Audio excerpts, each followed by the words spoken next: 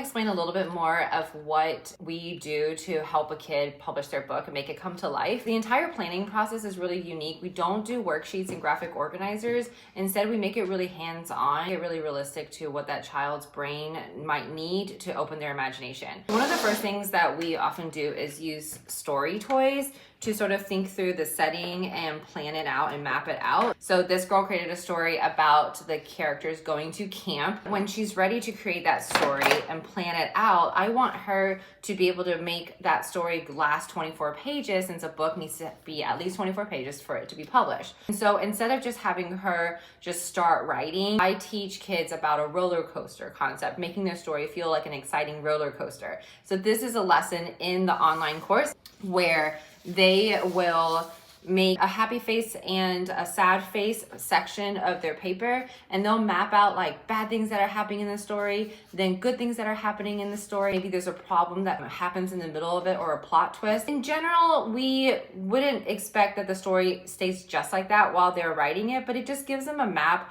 so that as they're creating through the story, we make sure that we get them to the destination. They get to check off each part of the map, and it makes them feel very accomplished. Another thing that we teach is the value of drawing. When you are making a story, a lot of us are visual learners. So if we can visually place a story, then we can really understand all the details of it and write it in a way where other people can imagine that story.